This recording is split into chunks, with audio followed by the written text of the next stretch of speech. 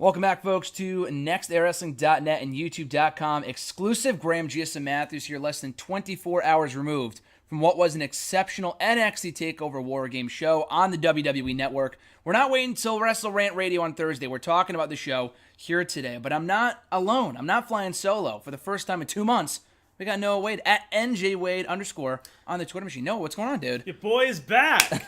Woo! I know we were going to do a hashtag. Didn't work out. I forgot to put up the questions on Saturday night. Yeah. But you did recommend doing a TakeOver review. Last night, it would have been cool to get Jason on the call, too, but he had to get up super early today, so I didn't want to take up any more of his time. But shout out to Jason. We watched the show with him at the Jason Davis residence on Saturday night. Had a great time. Awesome show. Immediate reaction, Noah, to NXT TakeOver last night. I'm still floored. I mean, might be the best way to put it. I'm just very happy. Yeah. I'm very happy about it. Great show. And we're also coming off, like I told you last night, it seems like every single time we have to meet up from now on, other than Final Battle next month, which is also going to be fucking lit. Every 2 months now might be an NXT themed podcast. Yes. Because like last time we talked hashtag, but it was coming off the NXT house show that we went to in Lowell, Massachusetts. Last night watching TakeOver, and then 2 months from now, another TakeOver or over Royal Rumble weekend. So we'll see how it works out. But yeah, we're talking TakeOver today again. Another outstanding show, which should come as no surprise. TakeOver always delivers. They've had 18 shows in the last 2.5 years. 3.5 years, excuse me. And every single one has delivered. So this one was no different. We kicked off the show with Kassius Ohno versus Lars Sullivan. The only match in this show that did not have a ton of build. They only really announced it like a week or two ago on NXT TV, so my expectations were not high. But for the 4 or 5 minutes it was given, I thought it was a good match, and Ohno went in there, had a great effort. He hitting elbows left and right, fucking looking awesome. I know Jason was not all that impressed with Lars Sullivan and the fact that he did not a crossbody, what was it called? The shoulder block off the apron. Yeah. So that was pretty funny. But no, I enjoyed the match. I thought Sullivan came across like a beast. I thought it was a nice match and a good way to kind of further his reign of dominance in NXT. He just came across as one of Vince's like pet projects. Oh, easily, yeah. Just a monster of a dude. Like taking elbows and kicks and whatever the fuck he was getting hit with, and this like looking up at Ohno and this growling and being like, "You can't do anything." Yeah. And it was very fun to see. Yeah, it was good. It was good. Yeah, it was good. It was a good way to kick off the show. Sullivan absolutely hit the nail right on the head there. Absolutely Vince Pet Project. There's no question about that. You look at this guy, 6 foot something. It looks like a friggin' freak. No doubt that he'll be something on the main roster. And like, you know what? And like in the beginning, like I was really not impressed. But then we saw him wrestle Oni. Yes. In Lowell, yep. And he made like a believer out of me. Like I don't know if it was just Oni being him and being amazing. Yeah. But he just looked like a star. Absolutely. And he's gotten better since then. So I'm excited to see where he goes. I imagine they'll give him at least another like 6-7 months like down there before they bring him up. Oh, for sure, yeah. Maybe a guest spot in the Rumble, just for fun. That would be cool. Like they did with Rusev a couple years ago. Like they kind of like brought him up and said like, oh, like you're gonna do this and like to see like how you gel with the guys and I think he could have a good like 5-6 like elimination run. Yeah, I think that'd be cool. Absolutely. I mean, they always bring up people. Maybe not every single year, but most years they brought up. Yeah, like you said, Rusev. I remember Bo Dallas was in there at one point. Sami Zayn, Ty Dillinger, earlier this year, and all those people ended up on the main roster. So of course, Vince wants them like tomorrow. Yeah. But I'm sure Triple H is saying like, hold on, dude, like he still needs more seasoning. But you made a great point about Oni because it looks like his opponents. Not that Sullivan is bad. He's really good when he's limited in like short matches like this so far. But his opponents are what make his matches so good. Yeah. Like you said, Lorcan is fucking awesome, and he made that match a lot of fun. They had a rematch in NXT TV, which was also great. Yeah. Danny Burch, also another great athlete that made Sullivan look awesome in their match a few months ago. Smaller guys, like smaller athletic guys. Quick guys too. Who can sell anything. Yeah. And they just help like to elevate him a lot. So. And I thought Ohno looked good here, too. He didn't come across like a loser. Like, he hasn't done a lot in NXT this year, but he came across like he had a really good showing in defeat, is what I'm saying. Yeah. Like, with all the elbows and the kicks, he looked great here. So no shame in defeat and loss in this match to Lars Sullivan. But like Kassius Ohno, he won't be NXT Championship material at any point in the near future. But sad. He's great. I mean, it just goes to show how loaded NXT right now is with star power and whatnot, and the people at the top of the card. But he's a great stepping stone for a guy like Lars Sullivan going forward. But like you had said, Lars Sullivan eventually being on the main roster, I think for right now, just continuing to give him matches like this against guys like Kassius Ohno, Oney Larkin, Danny Burch. How much do you want to bet? How long do you give it, Noah, before we see Lars Sullivan squash Lio Rush on TV? Oh my God. Soon, please. I would say the next not the next TV tapings. I almost said takeover, but God. TV tapings. Yeah, I mean, that kid just like fucked himself in the ass. Yeah, with the social media thing with Asuka. Yeah. So I mean, I think I would get some enjoyment. Out of that, but honestly, I would bet you anything that when they tape the next TV set of TV shows, whatever, I think it's next week. Because this coming Wednesday they're airing Ruby Riott and Sonya Deville. And also Johnny Gargano and Pete Dunne for the United Kingdom Championship, which would be fucking amazing. Yeah. They taped it before the show last night. I wish we could have seen it last night. I know, yeah, me too. They probably could have put Lars Sullivan and Ohno on NXT TV and put Dunne and Gargano in the opening slot here, but it doesn't really matter. It was a good match anyway, like we had said. And we had 2 Matt classics later on. Yeah, so it might have been almost forgotten. Yeah. I think it was good that we started with this match and then only really went up from there with the matches that were, that would progress from that point forward, including Aleister Black versus the Velveteen Dream. The build for this match was amazing, I'm good. I'm standing up because round of applause. Yeah, just incredible. I mean, the build was so good. I didn't think they'd be able to top it with the match, but they did. Like, the match was every bit as good, if not better than the build, which is saying something. It was better than the build. Yeah. That, like, it surprised me. Like, I was, like, blown away watching it. Like, Aleister Black is one of my favorites in wrestling right now. Yeah. Just like, a guy, like, with a persona and a character that can last years and years and years. Mm-hmm. He doesn't talk much. Like, he's so stiff, and he looks good doing it, and it's just so refreshing to see. Mm-hmm. And then Dream has improved drastically. Immensely, absolutely, yeah. And the two of them just gelled beautifully together. Yeah. And oh my God, like that corkscrew crossroads thing that he did. Yeah, whatever the hell it was, I couldn't even describe it to you, but it was amazing. If you see it, you know what I'm talking about. Yeah, exactly. Yeah, if people saw the match, they would know what we're talking about. That was an awesome near fall and an awesome move. That should be his finisher. Yeah, I mean, like I'm hoping it is, because I am not a fan of the 10,000 elbow drops that we see. Yeah, it's becoming the new super kick. Yeah, across both rosters. So I think this one gives him a little bit more like credibility, rather than just like not really like hitting him with the guy like with the elbow. Yeah, because it just looked it looked cool that he jumped that high, but then it just didn't look good like as he hit it. Yeah. So I think this whatever the fuck he's calling it like is a good fit for him. Yeah, 10 times better. Yeah. I really hope that becomes his finisher going forward, because that was a fucking great near fall. How long was that? It says 14 minutes. Yeah, I mean, I'll take this for what it's worth. We're looking at Wikipedia right now, because the main event said it was 59 minutes, which it wasn't. I think it was like 36 I had seen somewhere else. I don't think it was an hour long. Are they counting entrances? Maybe, but even that would be like 20 minutes. No, I know, yeah. So I don't think so. But someone definitely fucked up the time on that one. Someone definitely did that on purpose just to mess with people. But all the other times I believe are accurate. But yeah, it said it got about 15 minutes. It could have gone even longer than that. Absolutely. And not only was the in-ring action excellent too, the storytelling was fucking awesome. Again, with the build, it was all about say my name with Velveteen Dream and Black. And then in the end, after beating him, Black takes the mic and says, live on in infamy, Velveteen Dream, or something along those lines. Great promo for for the 5 words that he said.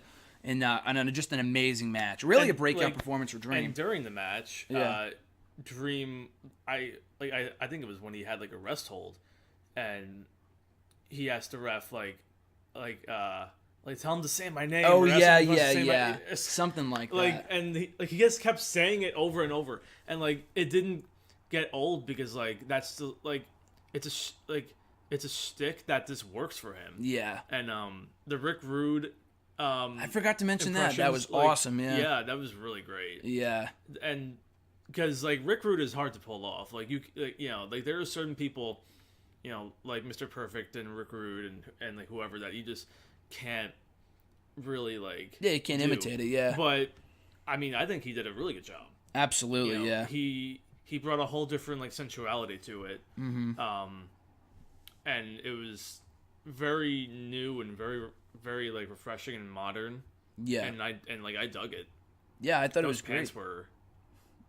Those pants were something else. Yeah, that was something else. I kept staring at it. I'm like, holy. It was distracting, but in a good way, like in a great way, because it fit perfectly within the story they were trying to tell. Mm-hmm. And a guy like Patrick Clark, the Velveteen Dream, he's been around. He has not been wrestling for very long. I had seen somewhere else he's only been wrestling since like 2013, 2014, which is only 3 or 4 years.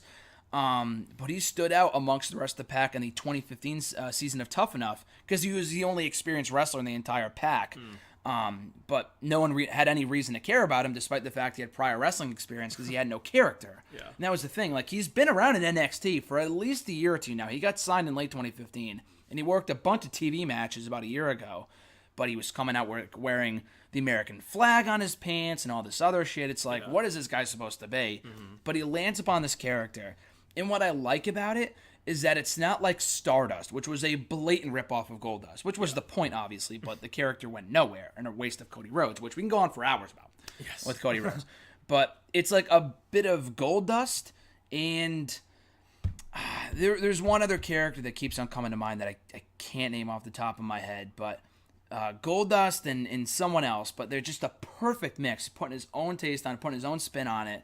And I think the character could go places. I think it really could like launch his career into the main roster at some point. And the fans really gravitate towards him. Yeah. Which surprises me because I don't really like see like you don't see a lot of like feminine male wrestlers.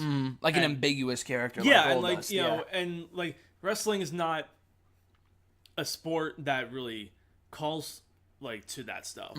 So like the fact that the fans are like really like latching onto him obviously because of his in-ring talent and like his mic work. Yeah. It's like it says a lot about him that he's able to get over doing a risky character choice. Totally. Cuz like that is risky. Like it's we haven't seen that in a long time. Yeah. Like Darren Young never they never really brought it to TV. Yeah. I mean, like he got that big reaction when it came back. Yeah. But that was like the one time that it was ever really acknowledged. Yeah, that was about it. Yeah. And not by the announcers, but like by the fans. Mm-hmm. So I mean, like the fact that he's over as like, I mean, like I don't want to say if he's gay, but like if the character is gay, then that's amazing. Yeah. Like that's a really big step in a good direction for them. So I'm really happy with that. Yeah, I mean, Stephanie had said years ago, coming off of the Darren Young thing, they were going to try to incorporate more gay and lesbian storylines into WWE programming, which is great, but it scared me when she said that because they never do this shit right. Me too. Ever. Me too. Like, I know Orlando Jordan, he was in WWE, but they did it in TNA. They were way over the top with it, and they try to portray it in a light that's not accurate. It's just, I don't know. It's very hard to explain. But they never do this shit right, especially when it comes to ambiguous characters, other than Goldust. But only Dustin Rhodes could pull off that character. And you have to be careful when you do that stuff too. Yeah. With Billy and Chuck, remember that? Like back in the day, like I don't know, like stuff like that. They don't really typically tend to do these storylines right. Yeah. But what were you saying? Like they just have to be careful because like it's a touchy like subject in sports, I think. Yeah. Especially in a sport that's so macho and where you don't see a lot of this stuff. So like I think that they have to tread carefully, but they've done well so far, and there's really no going back now that they did this last night. Yeah, with Velveteen. Yeah, exactly. So good for them. Really. Yeah, no, absolutely. They definitely got to tread lightly, but like I told you last night with NXT, like I believe that they'll do this character right. Mm-hmm. Once he gets to the main roster, I have lost all faith. I mean, the character itself, he does a great job with it. I mean, I have no faith that I can picture. Last night I kept thinking like world champion. No. I know the character is, and he's totally capable. I just think when the main roster writers get their hands on him, that's where I get scared. Yeah. People like, Nakamura and Bobby Roode are fine, but people like Adam Rose is not a good example because he wasn't that good to begin with. But, people like that come up from NXT and go nowhere, and because the main roster writers just don't get it. They'll just mess it up. So I hope that's not the case, and hopefully he stays down in NXT for a little bit longer because the guy is great and he's well on his way to superstardom down there. I hope Triple H, pulls somebody aside and says, "Don't fuck this up." Yeah, Don't exactly. Fuck this up. I really hope not. He's too good for this, Yeah. They just have to keep him strong. Absolutely, yeah. I don't know where they go from here, either guy. I know you've been pitching for a while that Black should win the title in April. Over WrestleMania weekend of the New Orleans show. Makes the most sense. Yeah. On the 1 year anniversary of his NXT debut. He should have won at that time. That's how good he is. Yeah, he should be champion right now. Yeah, yeah. Really. He could be champion right now, and I don't think anyone would complain. With Dream, this is just a classic character. That's so very Undertaker-esque, in my opinion. I think so too. Yeah, no one can be the Undertaker. Not as demonized. And like a modern day Undertaker. But in terms of the MMA background and that too, the fighting style, I can definitely see that. He's also not as big as Taker. Yeah, no. But I got that vibe right away. Yeah. And that's something that we're missing now because Taker isn't around anymore. Yeah, totally. So even if we do get a mini Taker in a way, I'm down for it. Absolutely. Yeah, I would hope they don't mess Black up either. He's another guy that it's how can you mess up Aleister Black? But it's Nakamura's doing fine, but he doesn't feel as special as he once did in NXT. But Nakamura was he was a face. Yeah, it was different for Nakamura. Black it isn't either. I don't see him as being a heel or a face. Yeah, no, he's a taker, a tweener type I can see him if he wants to, he could stay doing his thing. Yeah, and he doesn't have to be defined by one of those two things. Yeah, exactly. So I think that whatever it's really easy to write for him. Absolutely, yeah. Because you don't have to give him much. Yeah. You just kind of have to go out, let him go out there and wrestle. Yeah, exactly. So, just be a badass and just kill guys. Exactly. But the cool thing about this was that this wasn't a squash. The Itami match was great too in Brooklyn. It wasn't a squash, but it was more so Black than Itami. This really told a story and was really Black's first feud in NXT since coming to the main roster, or the NXT roster rather, over WrestleMania weekend. I think he's under 205. I'm pretty sure. I'm just going to double check right now because for some reason I feel I don't know if there was talks of bringing him up to 205. Oh my God, no. Build weight. Okay, no, it says 215. Thank God. I was going to say, that'd be that kiss of death. That'd be ridiculous. The guy would be called up to 205. He'd probably ask for his release immediately. It's it's a dead end. It's a kid's show. At this point, it is. 205 Live. It's basically a kid's show, and he's not a kid's character. No, not at all. So, he'd be that would not be a good fit for him. Yeah, having him have competitive matches with Tony Nese and whatever, that's just what a waste. I'd rather have him kill the entire Cruiserweight division. There's no story. Yeah, with him versus any of those guys, yeah. Him and Neville, assuming Neville wrestling wise, back. Yes. Yeah. Wrestling wise. But story wise, yes. Yeah. That's why this feud was so great, because the two characters are polar opposites with Dream and Black, Absolutely. So hopefully at some point, maybe if he definitely will make it to the main roster, at some point I'm sure Vince would love this guy. Him and Neville, assuming Neville comes back and he hasn't walked out officially, that would be a great match. And that was at the UK tourney they did earlier this year too. They had a one-off match on that show. But that was Black's first appearance as He also Tommy wasn't Aleister Black yet. He wasn't Aleister Black, yeah. Neville won that match, so it'd be pretty cool to see a rematch down the road now that he's Aleister Black. Yeah. So that was a phenomenal match, and you would think the show peaked there. This was almost the main roster. Any other main roster pay-per-view, if you had an amazing match in the second slot of the night, you would think, okay, show's over. But this is NXT. And I'd said to you that this is right up there with Bate and Dunn. It absolutely is. And I had told you with Bate and Dunn, that match was phenomenal. And I would really have to watch the match back to determine which is really the better match in ring-wise or whatever match of the year. Not only for NXT, but for WWE, in my opinion, overall. But the thing is that this had an amazing build. That match was just like, okay, a rematch from the tournament. That's it. There was no build whatsoever. These guys weren't even on TV. And it was perfect. Yeah, it was perfect. Exactly. And this match was almost every bit as good as that, if not as good, and it had an amazing build to add to that. So hopefully the aftermath is every bit as good, too. It's a breath of fresh air. Absolutely, really. Yeah. These guys have been killing it. And I like how they filter in guys onto these takeovers. I mean, for a takeover where Johnny Gargano was on the dark match, and you didn't have like Hideo Itami in a match, you had Lars Sullivan, you had Velveteen Dream. I think every match in this card, except for maybe the NXT title match, had people making their NXT TakeOver debuts. From Velveteen Dream, he had never wrestled at a TakeOver before. Ohno isn't on many TakeOvers, so it was cool to see him. Lars Sullivan obviously debuted. Cien, Almas and McIntyre obviously have been, but like Undisputed Era hadn't wrestled on a TakeOver. It's their first, so that was really cool. So yeah, again, just going back to Black and Dream, friggin' great match. Good for them. Really. Yeah, absolutely good for them. And the show only stayed every bit as good, if not got better from there, with the NXT Women's Championship match. Fatal 4-Way, Ember Moon versus Nikki Cross, Peyton Royce, and Kairi Sane. Now, NXT's done like a lot of multi-woman matches this year, but I think this might have been like the best of the bunch. They really worked well together. It was, I don't know how I feel about that, because I can think of I don't think I can put that one on top of some of the other ones, The multi-woman matches? Yeah, I mean, I don't know. I mean, this was this was great. They're all great. Yeah, like seeing Ember win was obviously a moment that I've been waiting for a long time. Since we watched her debut. Yeah, we were at TakeOver Brooklyn when she debuted, and I remember texting you that song is so sick, and she's got a great so entrance, sick, and I love her. Yeah, and then we were both at TakeOver Orlando. And we hoped she would win, but she didn't. And then she lost again at this past Brooklyn show. So I was, so it was really a matter of time until she won. And a lot of people thought that Kairi was going to win, but I was just I don't think they want to pull the trigger on her. I think it'd be way too soon. Yeah, I think it'd be way too quick. Yeah, and there's really not a lot that we know about her. Exactly, she won the Mae Young Classic, and that's about it.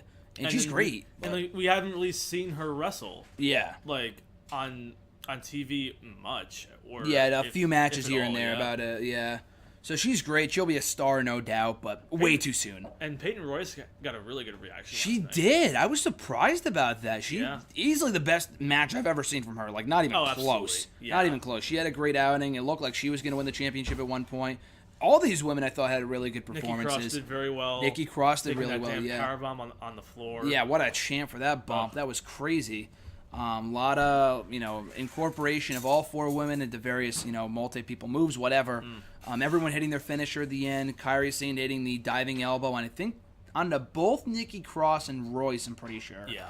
And then she was taken out, and then Ember Moon hit her finisher on Nikki Cross and Peyton Royce. Which looked really stupid. But when Peyton Royce was she had been standing there. It was standing a cool visual, there, and you can't see the girl climbing the rope. Yeah, exactly. And she was climbing the rope for 20 minutes. That was a stain on it for me. It was you could have done realistically that was pretty dumb. Yeah. Yeah, but I mean I'm obviously very happy to see Ember win. I got very emotional because I just think that she's great. She's fantastic. Yeah. She's up there with Charlotte as one of the if not the best modern female wrestler. Yeah, she's totally up there. Yeah, absolutely. Yeah, all these women I thought played a really good role in this matchup. The finish I thought was, like you said, a little silly, but who won though I thought was great. Ember Moon, she lost in Orlando, she lost in Brooklyn, she finally won here in her native Texas. She got a big pop for that, which was awesome. So I thought she deserved it. And give her a little run for a while. Maybe Cien beats her at the WrestleMania weekend show or whoever's next. I don't know. Nikki Cross. Please. Yeah, they could have a great feud. Please. I thought it was the right person won.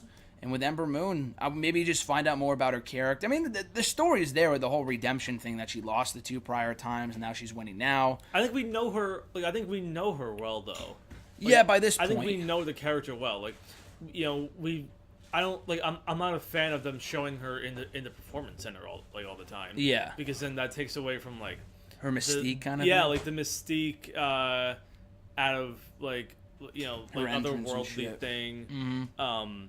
But she's just a rock star. She really is a rock star. Like, she's like an athletic, like gorgeous girl who has like an amazing character. Mm-hmm. She sells super well. Even when Asuka like threw her out of the ring and onto her shoulder, like I was like, shit, she sold that well. Yeah, like she's just good at everything. Yeah. And those matches with Asuka were really good. Yeah, no, I was really happy too. Those matches with Asuka were fantastic. Awesome. Yeah, that Brooklyn one especially was. I felt very blessed to have been there for that. Yeah. Yeah, I know. I was jealous because that was a friggin' amazing match. I really, really enjoyed that. And they did it right before like the main event too. So it kind of sucked all the life out. Oh yeah, from Rude and McIntyre. Yeah. But this was really solid, absolutely, and it shocked the hell out of me when the commentators had said.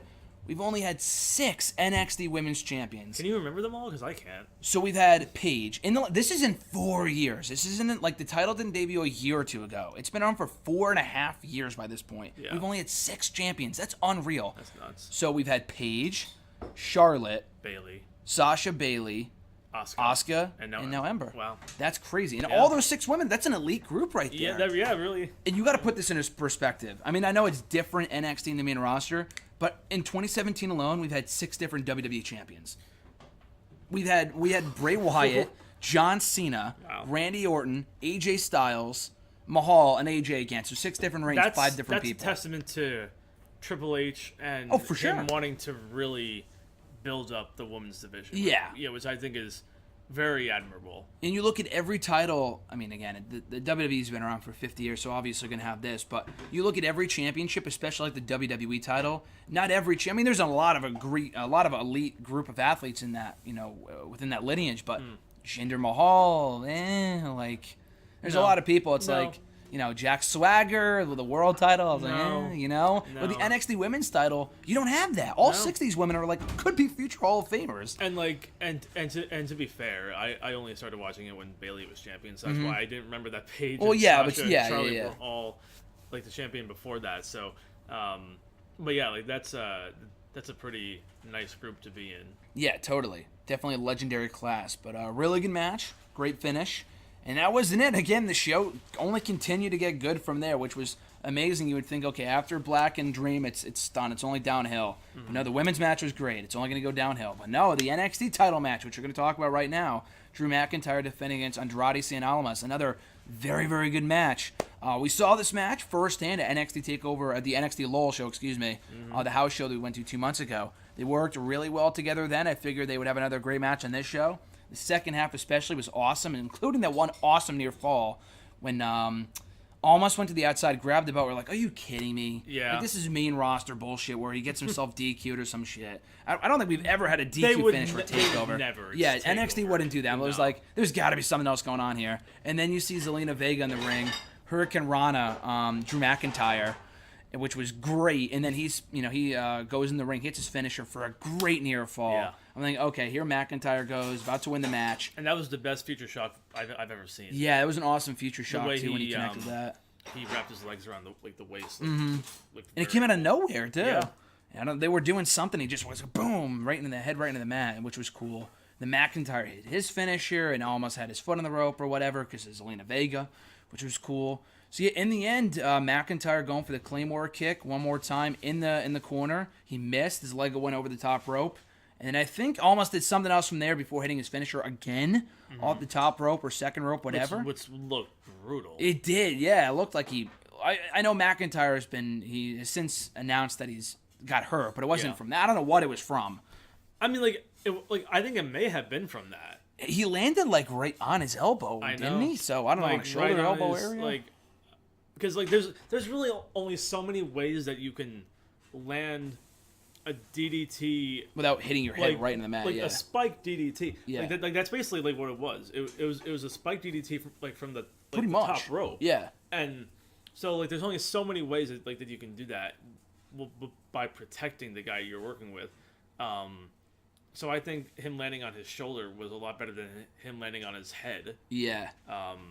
But I mean, it looked ridiculous. Yeah, no, the execution was phenomenal. Yeah. It came off really, really well, and I'm thinking, okay, he's got to kick out or something, but he didn't. No. Andrade Cien Almas is the new NXT champion. Yeah, we marked out for that big time. Super marked out for that. That was awesome. Was not expecting that. Many people were not expecting that. I figured when he was announced as the latest challenger to McIntyre, it's like, okay. A filler opponent for McIntyre before he moves on to Adam Cole, baby.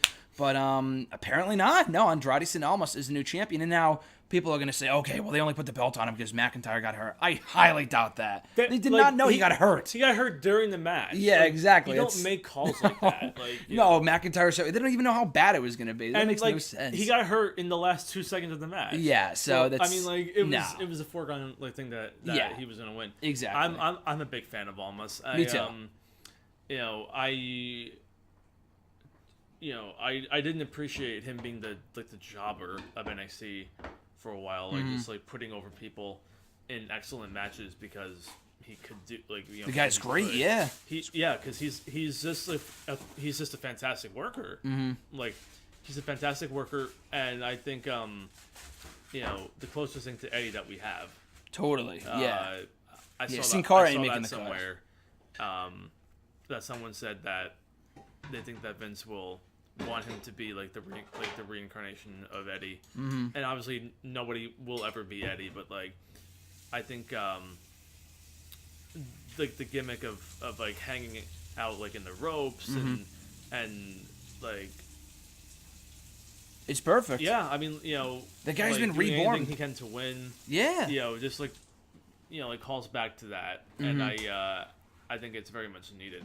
As a heel, the guy has money. I think he's so good as a heel. And Zelina Vega has only added to his act. It's a perfect pairing. An amazing enhancement to that. Yeah. I mean, it just works so well. Yeah, and the guy really can't talk that well. I mean, he doesn't know. I mean, I'm sure he knows English, but it's kind of hard to understand him sometimes. So adding Zelina Vega to the act is perfect. It's a perfect pairing. So having her help him win the NXT Championship here was awesome, and it's a much more... And I like McIntyre. I think he would have been a good choice. If McIntyre won, it was not going to be mad.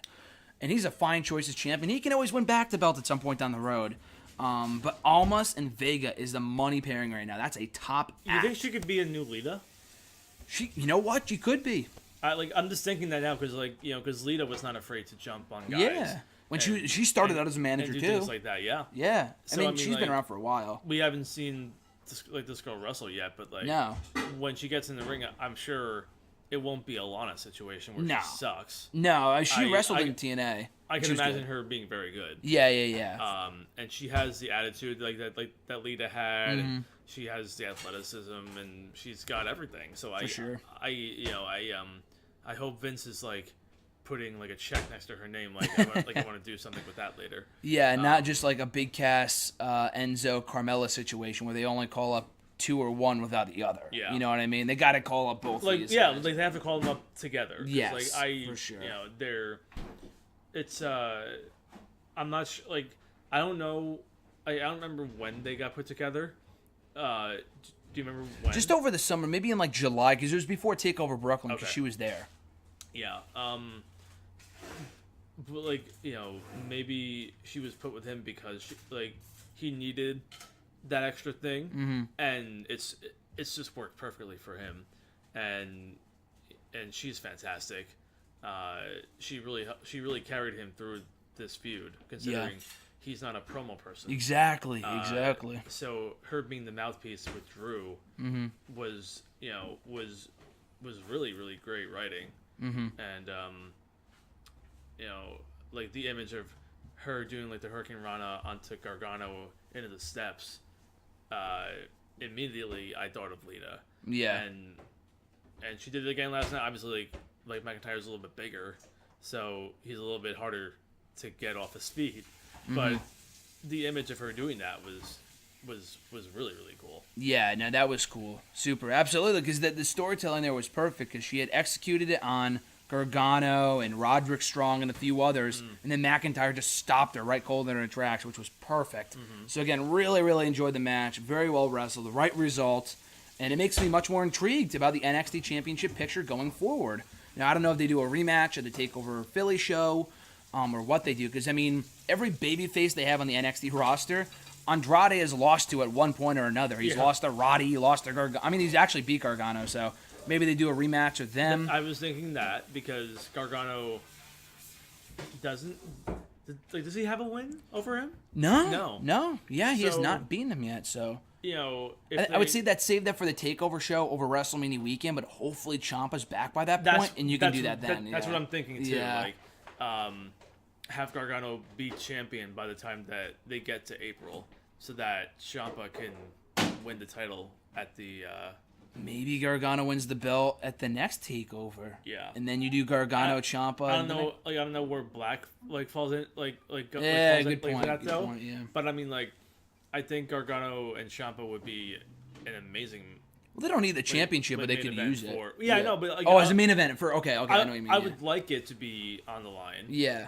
But then Black doesn't need it, but I want him to have it by then. So I don't know how you fit all of this into that, but but I mean, we'll see. It's it's pretty intriguing how there's a lot of options. Yeah. For that's the cool thing about it. They have options. Yeah. For sure. They got a lot of options with Andrade and Gargano and so many others. So I'm looking forward to where they're going from here. I don't know how long McIntyre is going to be out. I don't even know if it's been confirmed he has the injury. I think it was just believed that he suffered a torn biceps or something, and they don't know how long he's going to be out. Hopefully not too long. The guy's been doing great work since coming back to NXT. The roster is very well benefited from him being there, so hopefully he's not out for too long. But right result here with Andrade Cien Almas as the new NXT champion. And again, this show continued to get just as every bit as entertaining as the undercard with the return of WarGames for the first time in nearly 20 years with the Undisputed Era, the Authors of Pain, Roderick Strong, and then Sanity. Again, it says here in Wikipedia almost an hour, which I know is inaccurate. I think it was just about 36 minutes. Yeah. But whether it was an hour or 36 minutes or whatever, it did not feel that long, at least to me, at all. It felt long. It did, but not in a bad way. Especially when they're all laying down. Yeah. Then. Thankfully, it wasn't too long that they were laying down for. They would just go right to the next spot. And this was basically like a spot fest, but you don't see that in NXT so often, So it worked here. And especially the weapons, too. The weapons were great. In a match called WarGames, how do you not have weapons involved, So I thought it was perfect. Everyone here played their roles really, really well. I thought Killian Dane himself was the MVP. Especially with the coast to coast. It's like, holy shit, a guy that size should not be able to do something like that. Yeah. But he did. That was crazy. The superplex off the top. Everything about this match I really, really enjoyed. And the tough thing with a match like this is it's because we haven't seen a WarGames match, like I said, in close to 2 decades. And people have been begging and pleading for years for WWE to bring it back. But, what 9 people can you...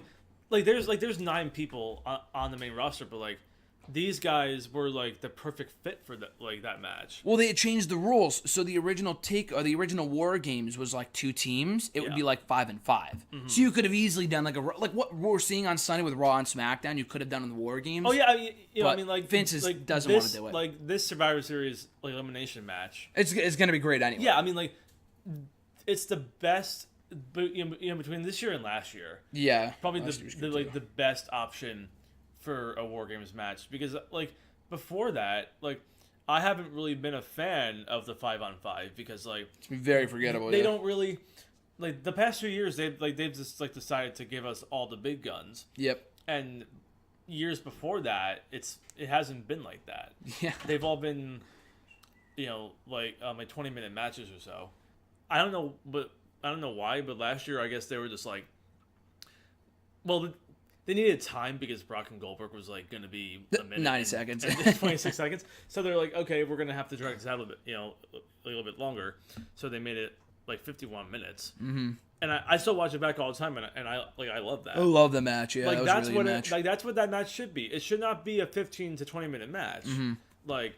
It drives me crazy when they would just throw all the. Most of the time, teams random feuds with each other, into the what that doesn't make any sense. No, it should be more special than that. In 2015, I think they didn't even have a Survivor Series elimination tag team match announced. They literally just threw it on the card randomly. Oh my god! It was the New Day and the Lucha Dragons. They needed to reevaluate themselves with that, because like that pissed me off. That it was like, what? That like it's a big 4 pay-per-view. Yeah, that's what the pay-per-view is known for. Shit like that on there. Yeah. I was just not a fan of that. It's ridiculous. So now this year, people complain that it's like all the like nostalgia acts, but like it makes people care. Those are still the best guys in the roster. Yeah, like, that's the thing. I mean, you could say what you want. Oh, well, you Triple H bury Jason Jordan. Like, dude, no one cares about Jason Jordan. Triple H. Do I want them to push more younger people? Sure, but it's like no one gives a shit about Jason Jordan. No one. You can't deny that adding Triple H and having him replace Jason Jordan is making you much more excited for that match now. It looks so stupid to me when Jordan was like in that picture. Yeah, because it's like what? Like it's like Cena, Nakamura, Rude, Orton, whoever. Jason Jordan. See what? Like, yeah, I was like, silly. Talented kid. But he's a kid. Yeah. You know what I mean? He's done nothing. This match is like the big boys are going to play now. Like, yeah. It's like that song from like Prince of Egypt. Like, you know, like you're playing like with the big boys now. Like that's, you know, like that, like this match is like all future Hall of Famers. Yeah. Current, you know, I don't know if there's any current in there, but like. Kurt Angle. Yes. Kurt Angle.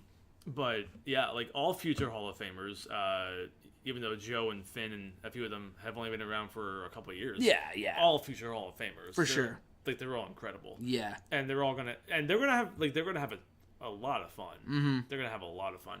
I wish I kind of wish, like, I know you're gonna hate this, but like I kind of wish the show was a little bit longer than 4 hours.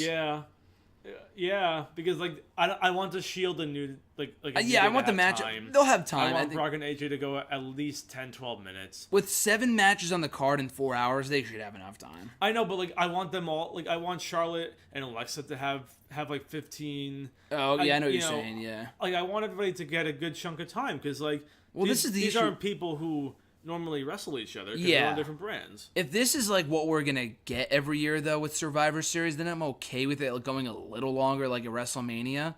But like last year's card should not have been 4 hours. I do not need to see 20 minutes of like Brian Kendrick and Kalisto. You know what I mean? But like with this card, I understand what you mean, just because this is a fucking stacked card. Like there's not one match on this card, maybe except for Miz and Baron Corbin, that I'm not looking forward to. Yeah, you know what I mean? You can keep that to 5 minutes. Or you can move the women's like 5-on-5 10 like down to the pre-show. Yeah. But then that also devalues Asuka a little bit, and she's still gaining momentum. She just debuted, So I don't think they want to do that. But if they had to pick anything to bump down, I think Miz and Corbin definitely doesn't really need to be on the card. Yeah. But yeah, I mean, I just hope that they give everything time. I hope so. Yeah. They gave this match time. Going back to WarGames, they got a lot of time, well over a half hour. Again, I've really, really enjoyed this. The incorporation of the weapons was great. Everyone had really, really good showings. In the end, though, it was the Undisputed Era scoring the victory, as they should have. They just debuted. How can you not give them the win? I assume the Authors of Pain are main roster bound. I mean, we've been saying that for months now, but I assume they'll go to the main roster as soon as this week. You know, I don't know. I mean, like here's the thing. This year alone, it's been interesting. I mean, they'll call up people, like last year was different because we had the friggin' drafts that called up like 20 people in the summer. But like this year, after the Rumble, they called up Samoa Joe. Mm-hmm. After WrestleMania, after all the big 4 pay-per-views, after WrestleMania, they called up Dillinger, Nakamura, and the Revival. And then after SummerSlam, they called up Asuka and Bobby Roode. Mm-hmm. So with Survivor Series, maybe we get another call-up. And I think with Authors of Pain, they lost here. They got their rematch for the belts. They lost. I don't think they're going to go back for the titles. I would just say call them up at this point. I mean, like I think NXT is a little lacking of really good tag teams right now. Well, they're in like a rebuilding phase. No, I know. DIY split up. I think that I think they're still needed a little bit.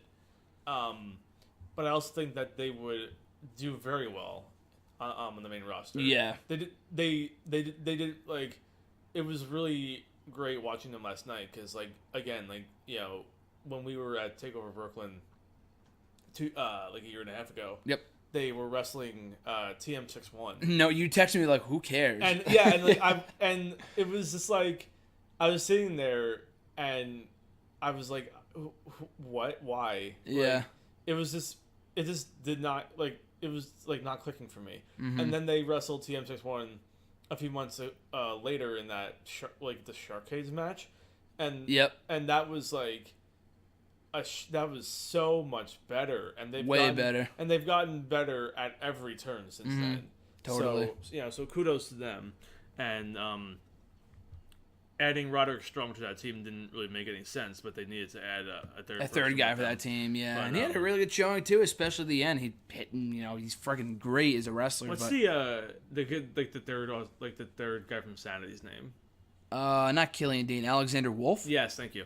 I thought he was the MVP. He did really well too. Taking that really was a great bad bump off the table and busting his head busted open. Jesus Christ! And still getting up and doing more. Yeah, I was, that was very cool. And Killian Dane doing coast to coast and like all like the fucking like Bray Wyatt things that like the I don't know, like what do you call them, but like he did a bunch of those. Oh yeah, I know what you mean. Yeah, I don't know what it's called though. And looked really good. I mean, like Jason was like shitting on Cole the entire time. Yeah, because I kept on hyping up Adam Cole's the next the next sliced bread or whatever. I think we're I think that's his gimmick. Yeah. Is not doing a lot. Yeah, I mean, he's not like is he a good wrestler? Absolutely. Yeah. Is he like a great wrestler? Not really. But that's the thing. Like he's a slimy ass heel. Mm-hmm. Like when he was sitting on top of the cage trying to escape or at least try to avoid everyone, that was perfect. He was crawling across the top of the cage, and then he was the one after everything that we saw. He was the one who scored the win after hitting his, I assume, finisher, the enziguri or whatever, on the steel chair to Eric Young. It was perfect. Thought it was great. So yeah, I really enjoyed this. I thought this was a great match, lived up to the hype, very bloody, very brutal. It was a war, to say the least. Probably, I think that these 9 were the best in the wrestling industry to have this match. Yes. Like, I don't see the guys who are wrestling tonight in the 5-on-5. I don't see them performing as well as these 9 did. Yeah. Because these guys are all like destructive, like high flying, like whatever you want, and they just really like took like the meaning of the match and really ran with it. Yeah. And it just felt very raw. It felt very real. It felt very old school. Yep. Very old school. With modern touches, obviously, with the lack of ropes and everything, and the changes that Triple H made to it. Mm-hmm. But I mean, like, it was funny watching production like fuck up a couple times. Yeah, very very much. Not only in this match, but throughout the entire show. Yeah, but this match they put the light on whatever team it was. And it was the other team that was coming out, and the cameraman who was standing in the middle of the 2 rings was like, what the fuck do I do? What the fuck do I do? And there's so much going on. Yeah, I mean, like there's not a lot you can do to avoid that, because there's just a lot of bodies flying all over the place all the time. And it's their first WarGames match in close to 20 years too, so I'm sure they didn't really know how to, film it, shoot it. Yeah, exactly. And camera angles are so different now. Like, they're so anal about that shit. Yeah. And like, and the way people work these days is a lot different than how Dusty and them were doing it. Yeah. No, definitely. Because now people are a lot more nimble, and wrestling has changed a lot since the 80s, and it looks a lot better than it used to. For sure. Now it's a lot smoother, and it just looks more artistically pleasing for me, I guess. I don't know. But so they have to shoot that stuff, and it's probably really hard to capture that.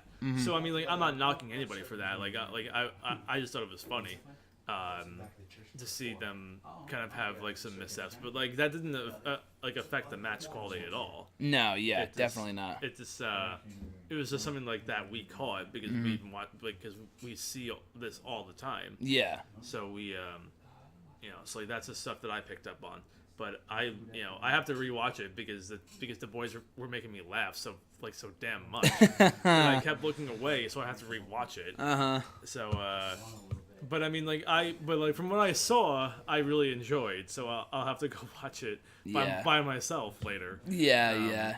Great match. I think the fact they all brought something different to the table, because the Undisputed Era, especially O'Reilly and Fish, are tremendous wrestlers. Bringing that to the table. Amazing. You have Sanity with just the pure destruction with the weapons and whatnot, and then Authors of Pain and kind of Roderick Strong with the dominance, bringing that aspect in this as well. Incorporating all of those elements resulted in just a masterful main event. I really, really enjoyed this. And again, with the right finish, nothing on this show pissing me off at all. Unlike, I mean, again, I have faith in Survivor Series because it has potential on paper, but you never know with the main roster. Like, they more often than not, they'll have this big card and they'll screw it up. It scares me to think about having a WarGames match on a main roster. Yeah, exactly. I feel like it'd be a disaster. It would be a disaster. Yeah. They would have that guy taken out like on a stretcher the minute they saw him. Yeah, exactly. They would not be cool with that. It's just so I think it's like an NXT thing. I don't think they should do it yearly because people want that. Mm-hmm. But then that makes it not as special. Yeah, just bring it back when it means something, Like, when here, it was essential. Like, it was perfect, because these three teams have been feuding for months. Mm-hmm. It wasn't like, oh, we need a WarGames match, just put three random trios in there. Like, even with Strong, I mean, him and Authors of Pain was kind of random, like you said, but at least he had been feuding with Undisputed Era. I wish that they hadn't announced the teams a while before, because when Strong was, starting to team with Cole and them. Did they announce the team, or did they just announce the match was happening? Because I know .com spoiled it on the website. Well, not announced, but it was just we kind of figured who it was. Yeah. I mean, it was it's been talked about for a while. Yeah. So when they were so when Strong was teasing joining, we already knew he wouldn't. Heel turn, I was just okay. We already know he won't. Yeah. But still, I thought the angle was well done. I don't know where they go from here. They teased a lot with Adam Cole and Roderick Strong. Yeah. So maybe Adam Cole and Strong is the next feud heading into TakeOver Philly. They need a secondary men's title. Yeah, that's been the case for years. Yeah, they need a secondary men's title. Yeah. That means just as much, if not more, than the NXT Championship itself. Yeah. Well, they have a big enough roster now. Because there's so many people who can't be world champion. Because there's only be one world champion. Yeah. So. And you mentioned it yesterday, too, when we were talking to Jason about it, that, I mean, it can, but it really can't. But the UK Championship, it's not exclusive to any show. Yeah. It's essentially like their mid-card title. Now Johnny Gargano's wrestling for it. But I don't really want to see it become like a mid-card title because it should be for the UK guys only, with the exception of Gargano, because I'm sure that match is going to be great. Yeah. But they need a real mid-card championship exclusive to NXT that Black and Dream can be fighting for, that Strong and Cole can be fighting for. Because, Black and Dream are under the tier of Cole and, Yes. And, for right now, anyway. And Strong and Eric Young, who, who I love. I know some people are kind of mixed about him, but I think he's World Championship material. I always thought he was. Mm-hmm. So I think, when it comes to that, because Cole again, is not the best wrestler in the world, but the character makes you think that he might be. Yeah, exactly. Because he just comes across as I'm not doing anything because. Not because I can't, but because I don't want to. Yeah, exactly. And so he's having these guys do all the work for him. Their other two guys are doing it themselves. Yeah, the stable's perfect. And shout out to those two because they took so much crap last night. Yeah, they killed it last night. It was so funny when the guy sat it in the chair at the end of the match after. O'Reilly, yeah, he that was just funny. he was I'm shot. I'm sitting down. Took the chair that they used as a weapon 5 minutes before. Yeah. No, it was perfect. It was great. In terms of where they go, again, Strong and Cole would be cool. Authors of Pain on the main roster. It was a great main event. It was cool to see a WarGames match return, and it closed out the show on a high note, like I told you earlier. Do we know why there was only the crowd was not as big as takeover crowds usually are?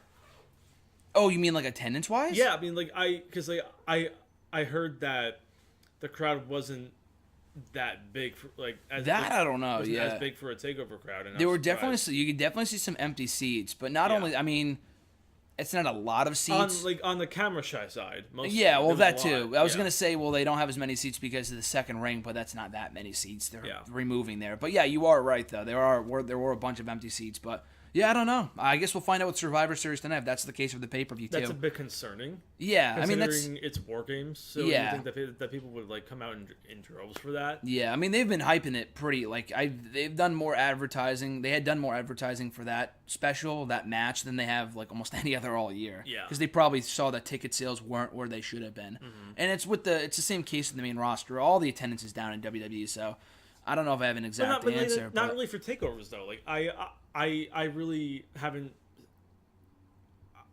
I can't think of a takeover that didn't have, like, that wasn't, if not like sold out, close to sold out. Yeah, again, I don't know. I mean, it's a live event issue too, but the takeover especially. Yeah, I mean, Brooklyn Barclays was close to sold out. I don't know if it was as sold out as the other two. It wasn't, but it was still pretty sold out. It was very close. Yeah, it was pretty close. Yeah, so I don't know. But whoever wasn't there missed a hell of a show, because this was, from start to finish, a fantastic show. Our friend Spencer drove from Baton Rouge to get to Houston.